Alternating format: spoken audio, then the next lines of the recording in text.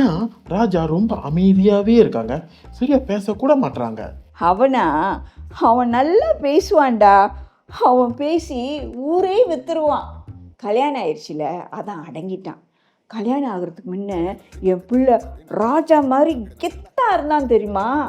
கல்யாணம் ஆனோடனே பூனைக்குட்டி மாதிரி அடங்கிட்டான்டா. So sad. Sarasu, you know one thing, லயன்ஸும் அவங்க ஃபீமேல் லயன்ஸ் கிட்ட இப்படி தான் பயப்படுவாங்க. இந்த ரஞ்சினி ஓகே தான்டா. இதுக்கு முன்ன ஒரு சிரிக்கி அவன் லவ் பண்ணான், பிரியா அவ பேரு. அவளை மட்டும் கல்யாணம் பண்ணியிருந்தா இன்னும் ரோடா பிச்சைக்கார மாதிரி வேலை தேடிட்டு இருந்திருப்பான் தெரியுமா? So sad. Sarasu, I like to go to Cameron Island. இங்கேருந்து தூரமா? கொஞ்சம் தூரம் தான், ஆனால் நம்ம போகலான்டா. நான் ராஜா கிட்ட இந்த வாரம் அவன் ஈவி கார்டியை கேட்குறேன். நான் நீ சயின்டிஸ்ட் போயிட்டு வருவோம். சின்ன வயசில் அங்கே போன ஞாபகம் இருக்குடா. சரசு, உங்கள் சின்ன வயசில் போனீங்களா?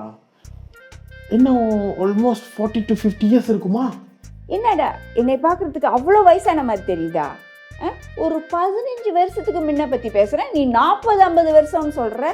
டே, அங்கே போக எனக்கு ஆசையாக இருக்குடா. உன்னை வச்சே நான் கொஞ்சம் சுற்றி பார்த்துக்கிறேன். அங்கே ஜில்லுன்னு இருக்கும் தெரியுமா? அங்கே ஸ்ட்ராபெரி பார்க் இருக்குது, டீ ஃபார்ம் இருக்குது, பீ ஃபார்ம்லாம் இருக்கும் தெரியுமா? வாவ்.